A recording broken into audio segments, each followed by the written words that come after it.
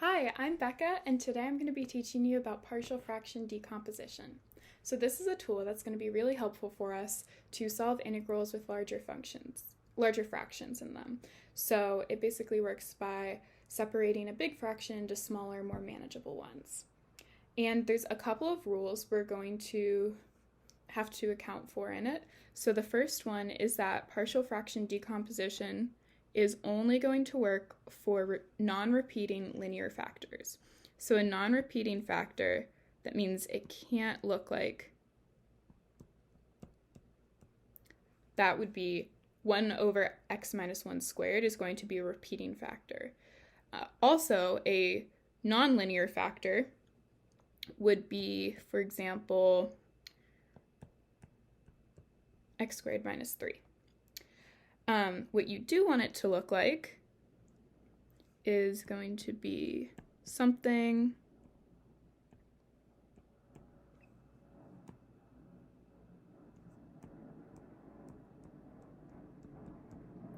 like that.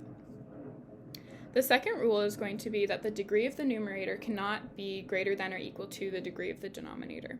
So, for example, x to the power of 3 over x plus 1 times x minus 2 would not work for partial fraction decomposition because the degree of the numerator is to the power of 3 and the degree of the denominator is going to be 2. So you can't do that, you can't do this one, you can't do this one.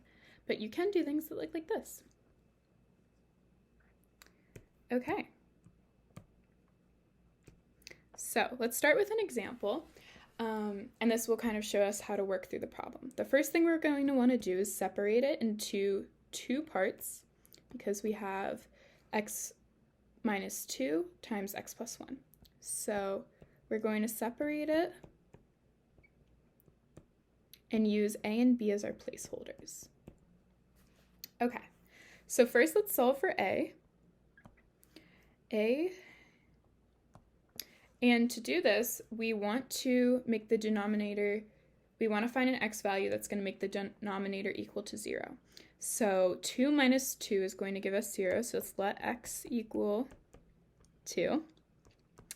And then to solve for a, we're going to plug 2 into the top part of our fraction. And then on the bottom, we're going to ignore this part where 2 minus 2 equals 0, and we're just going to plug in for the x plus 1. So it's going to give us 2 plus 1. And we solve that, and we get 6 plus 1 equals 7, and 2 plus 1 equals 3.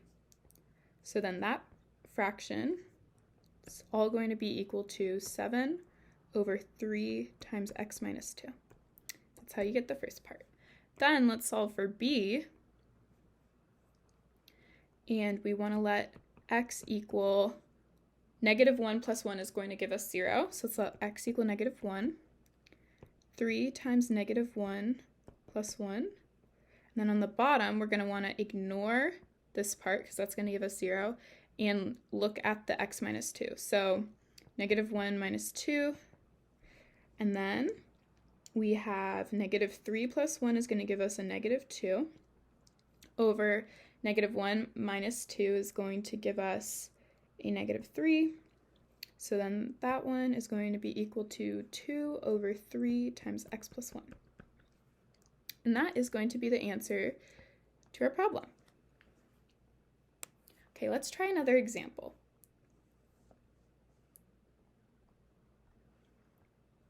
Okay, so this one we have an x squared on the top, and this one's going to look a little different than what we had before. There's also x to the power of 3 in the bottom. So first we're going to need to find a way to break up the denominator there. So the first thing we see an x in all of those, so we're going to take that out. It's going to become x squared over 11x plus 12. The bottom can be x, take out the x, then it's x squared minus 5x plus 6. Okay, well we know how to factor that. We'll go 6, negative 5, 2 times 3 will equal 6, negative 2 times negative 3 is going to equal 6, and then negative 2 plus negative 3 will give us negative 5. So then that becomes x squared minus 11x plus 12 is equal to x times x minus 2 times x minus 3. Okay, and then we're going to do the same thing where we split it up again. So this is going to become a over x plus b over x minus 2 plus c over x minus 3. Okay, and let's start by solving for a. So to get the denominator equal to 0, we're going to let x equal 0. So we put that in, 0 squared minus 11 times 0 plus 12. And then we're going to want to ignore that x and plug in 0. That's going to give us 12 over negative 2 times negative 3 is 6. So a is going to be equal to 2. Then let's do b. We're going to have x equal 2. 2 squared minus 11 times 2 plus 12 over, let's see, we want to include that x. We don't want to include this one. We'd want to include that one. So 2 minus 3. So that is going to give us, let's see, we got 4 minus 22 plus 12. It's going to be 16 minus 22 over negative 2. Because 2 minus 3 is negative 1. 2 times negative 1 is negative 2. That's going to give us a negative 6 over negative 2, which equals 3. Okay, the last part is to solve for c, and we want to let x equal 3. Okay, so x equals 3. Do a 3 squared minus 11 times 3 plus 12 over, and let's see, we got 3 times 3 minus 2, and then we ignore that one. So that is going to give us 9 minus 33 plus 12 over 3 minus 2 is 1 times 3 is 3. That will give us a 13, let's see, 21 minus 33 .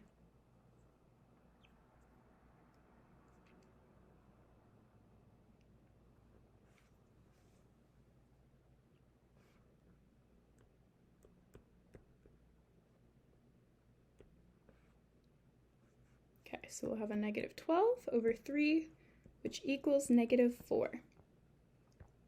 So then this is going to equal, our a is 2, our b is 3, and our c is going to be negative 4.